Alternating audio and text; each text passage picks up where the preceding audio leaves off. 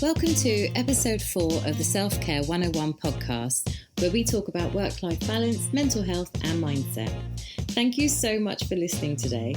On this episode, this is an exciting one. We're going to talk to my husband, and I am bravely going to ask him, how does he stay sane? We've been together 11 years now. I think he's very special. I love him. I'm inspired by him. But there's this one thing that he does that absolutely infuriates me about him.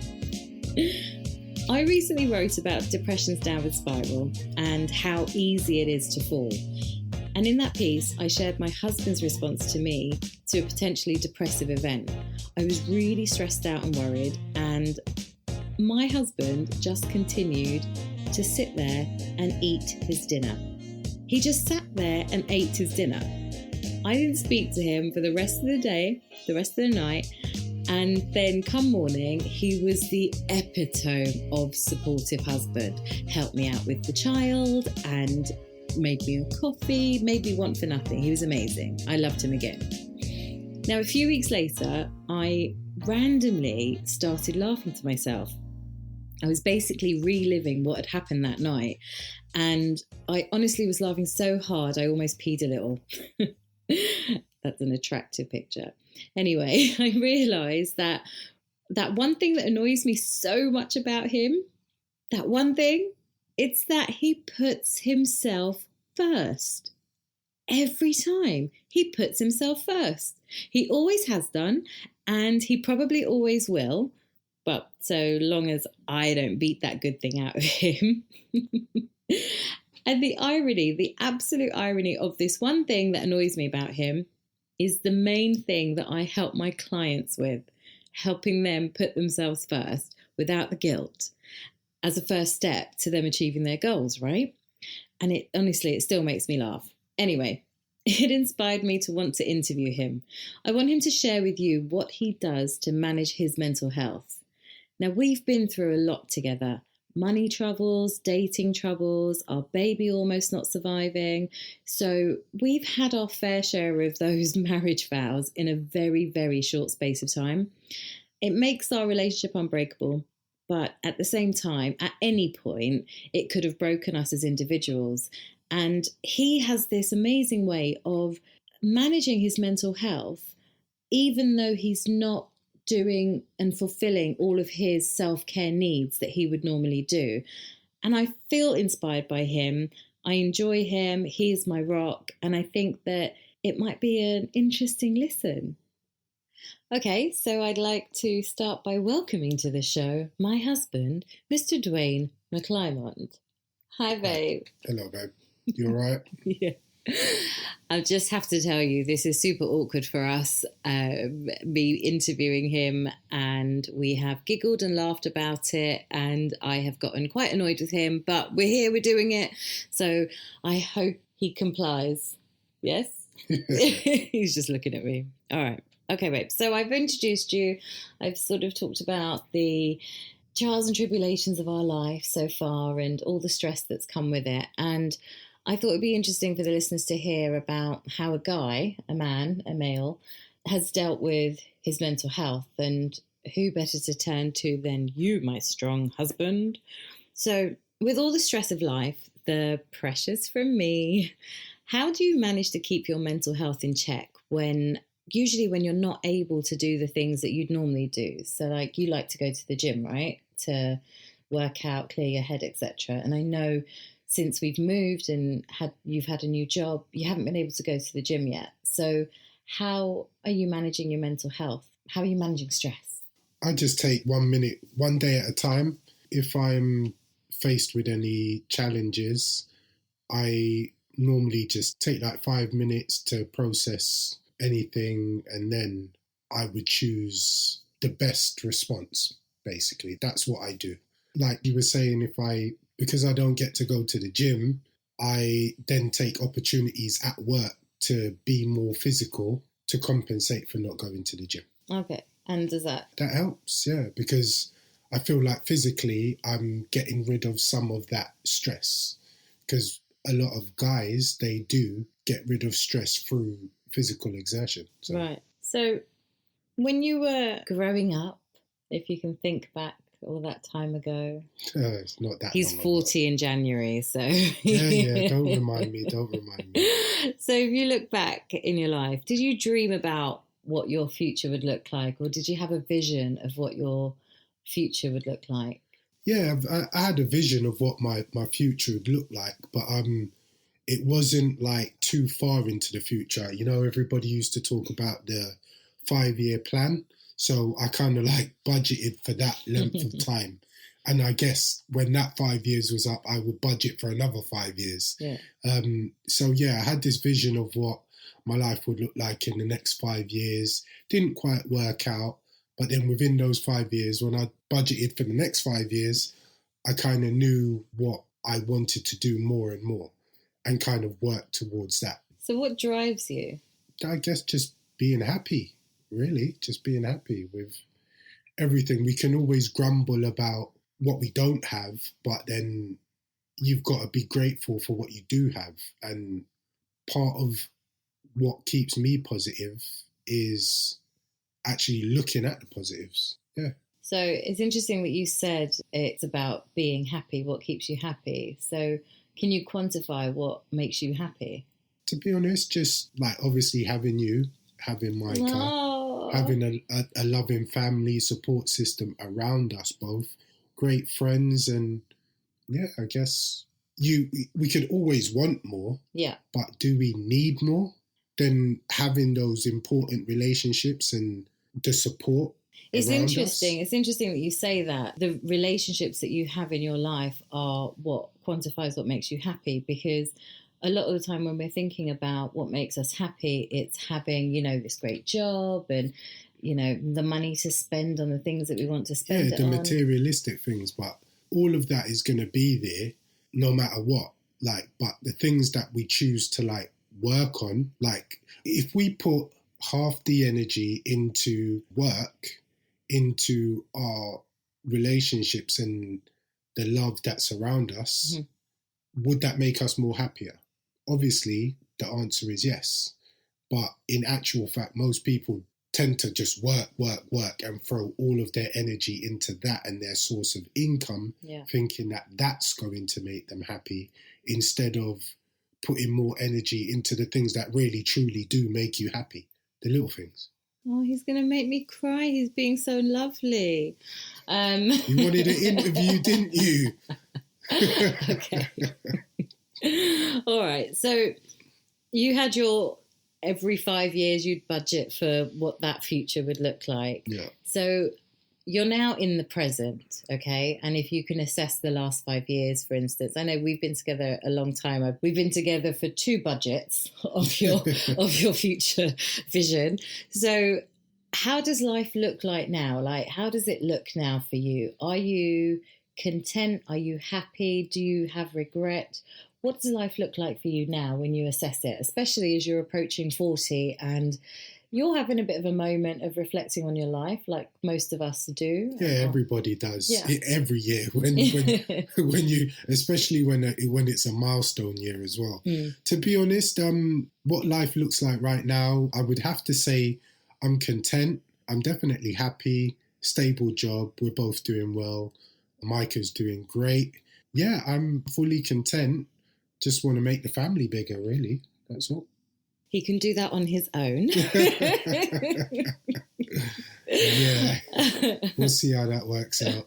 It's interesting that you said family bigger, though, because we haven't been spending as much time with all the people that we want to spend the time with. And you talk about being happy, equating to the commitment and the effort that you put into relationships. Yeah, so, definitely. As you haven't, and I know obviously you haven't been spending as much time with people that you want to be spending time with outside of myself and our son, how does that make you feel? It makes me feel a bit gutted, really, because obviously there's the things that you want to do, like spend more time with friends, but in reality, you have to work in order to be able to fund to do those things. And then life being what it is, you've got to pay your bills, you've got to do this. That's why we get so consumed with not doing the things that we really want to do that make us happy. And I guess just stay in the same cycle of monotonous, like work.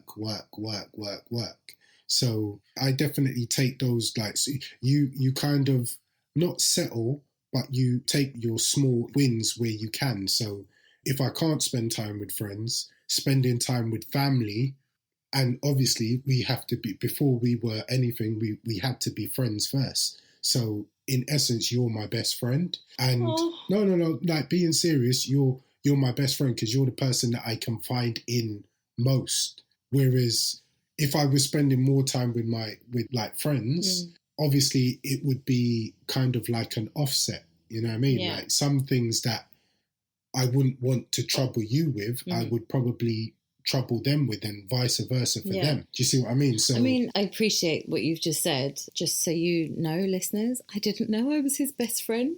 I feel a bit of pressure now because he's not mine. No, joking aside, I hear what you're saying, but I do also believe in, like, you know me, I need to socialise. Like, I go stir crazy. We all do. That's the thing. We all do. Just between, like, you and me, you can go weeks and months without meeting up with friends and, you know, you're relatively still sane. But if I don't connect with a girlfriend, a guy friend, go out, have some level of socialising, I do go stir crazy. And you push me to do that because you know that's good for my health. Because I don't want to deal with the fallout. True. But then, so obviously you and I are different. I know what I need and I get that, and we both realise when I need to go and do that. But for yourself then, not having that regular interaction with your friends or family that you want to have that. I mean, yes, it's lovely that you say that I'm your best friend, but I can't be your everything, right? Of course, So, and the way you'll talk to one of your boys is going to be very different to the way you talk to me. So you can, you know, essentially whinge about me to your boys, but you wouldn't to me. And that's cathartic.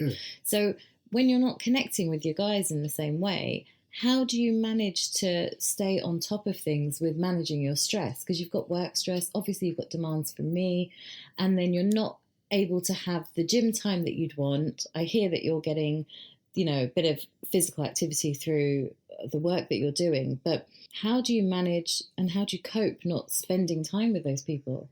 If I'm to be totally honest, I actually don't know how I manage it. But it's just something that I've got into the rhythm of over the years. You know, like anybody who knows me knows that I was quite quiet, quite shy, like growing up. It wasn't until I got to like my mid-20s that I started to come out. So for me, it's kind of like normal to be at peace, just like being at home, not spending time with friends. It's not like a normality to me, but it's something that I can switch back into quite easily. Not saying that I don't want to spend time with people, because most of the time when I'm not, it's actually my friends that I'm thinking about. And that's why the odd journey to and from work, that if I don't drive or anything, the first thing that I do is pick up the phone and reach out to someone that I haven't spoken to in a while. And what I've noticed over the last couple of years especially, everybody's lives have gotten busier. People that used to call me on a regular, their lives have changed and their families are growing, so they have less time to... So we're all kind of in the same boat. Right. So we do obviously have that like monthly catch-up that we used to do, and even that has slowed down. When you go out with the boys. Yeah. And even that has slowed down to like every other month, sometimes every quarter. Like it's like a business now, you know what I mean? Sooner or later, it might even be every year. But to be honest, it's kind of like, I guess for guys, that's kind of like our retreat. Very simplistic. We just go out, have a couple of drinks and like just laugh and joke around. Yeah. We don't really have to talk about anything serious, but just being able to have that space to step away from it allows us to come back into our normal situation. Yeah, it's almost like you have the safety blanket in these strong friendships and relationships with your family or friends that because everybody's in that sort of similar stage in life now, that you are able to make the most of the time that you do spend together and take as many opportunities as you can to connect with each other, which then keeps obviously mental health in check and keeps you vibing, really, right? Yeah. Okay, changing it up a little bit now. If you were granted a magic wand, a wish, right? And you were given the opportunity to do things differently, what would you do differently? What would you have done differently in your life? To be honest, there's not much that I would change, because most of what I have done has led me to this point and has shaped me into the person that I am. One thing that I probably would have done differently is gotten more career focused sooner, so that I could have been more financially comfortable, like before 30. And obviously that would have brought about a little bit more stability, so that I would have more time to spend with friends and maintain the relationships. Like, I think that's the one thing that I would change. Yeah. Fair enough. And now you have to think about this question for a minute, okay? But what don't you like about yourself? I mean, I have a list. If you get stuck, I can give you a list of things. I'm sure you can. I've got a list too. Yes. What don't I like about myself? I guess my time management could definitely be better. I start out most days like having the whole day, and then for some reason, like my time just tends to just slip away. I'm in control of most of it, but it's just those bits and pieces where I can let slip. And I think that's the one thing that I can say that I don't really like about myself. Like sometimes I do get lost. I do. It gets lost. There's a list of things to do. Dude, you need to wash the clothes, wash the dishes, go to the food shop. And this man will procrastinate, I think is the word. But procrastination. But do you know what? One thing with procrastination, it's like you can, like for me, for example, you like at the beginning of the interview, at the top of the interview, we're saying one of the things that that kind of like gets to you about me is the fact that I give back to myself, right? And me, if I'm constantly on the clock doing things according to lists that have been created and jobs that need to be done, then I will never ever have the time. So me procrastinating and stalling things out is another way of me like taking that time and taking stock. What really needs to get done today in the next 3 hours that I can't put off? So I've got to put myself first, because if my energy isn't replenished, then I'm going to be in the same cycle. The next day when I'm back at work, I would have had no rest. And then by my next day off, I'll be even more tired, so I won't be able to do anything. So I'd rather do the bits that I can, that I prioritize, and then I can basically do the same on my next time. Just saving batteries, isn't it? Yeah. Recharge the batteries. Yeah. Or justifying his need to watch Netflix all day on his day off. Not all day. All day. Other things do get done. It might be all on in the background. I watch TV differently. Whatever. All right. And this question is probably going to be super easy for you. What do you like about yourself? What do I like about myself? I like the fact that I'm kind. I think I've got a good personality. I'm polite. I like my dress sense. I'm a bit into fashion. Sucker for sneakers. Yeah, all sneakerheads. Sucker for sneakers. So, all right, this isn't your show. Yeah. What else?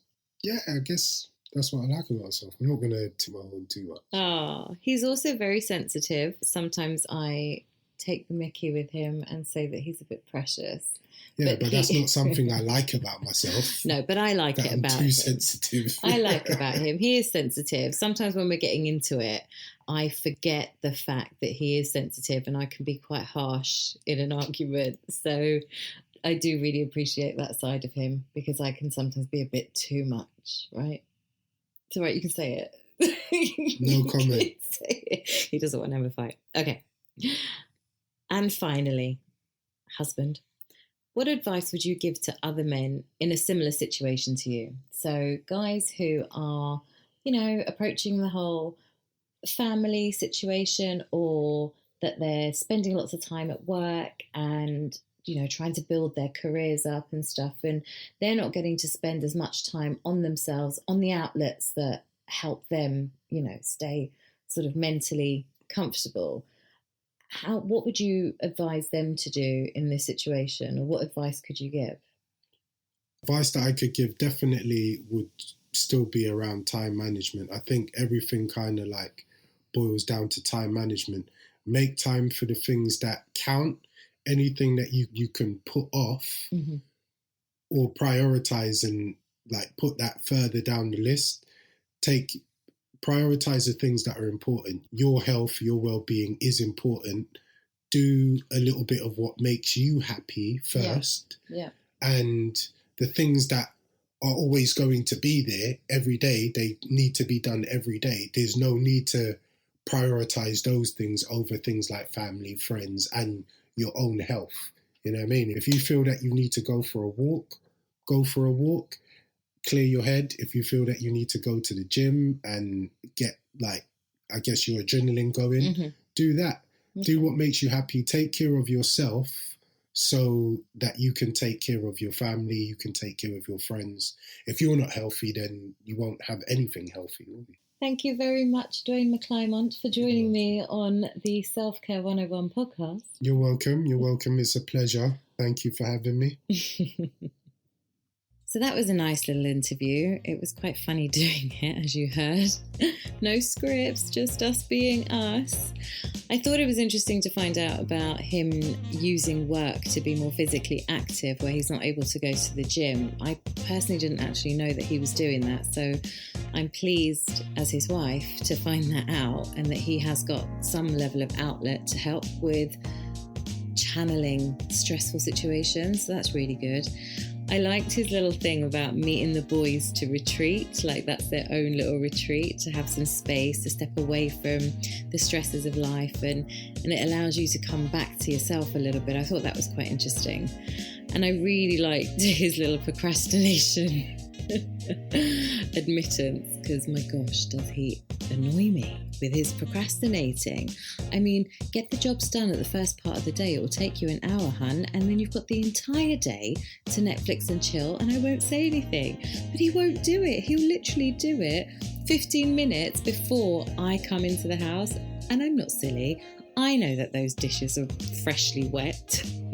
Anyway, I thought his piece of advice about learning to make time for the things that matter and prioritising your life in that order for the things that matter to you, the things that make you happy, help you then put you, your health, your well-being first. And I guess he does do that, which, on reflection, it's going to have to stop infuriating me, isn't it?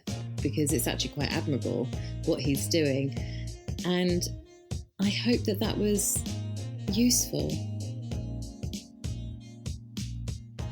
Thank you so much again for listening today. If you enjoyed this episode, then please subscribe to the Self-Care 101 podcast. For more tips and tricks, head over to my website, franklycoaching.com, or for daily inspiration, you can follow me on the socials at Frankly Coaching.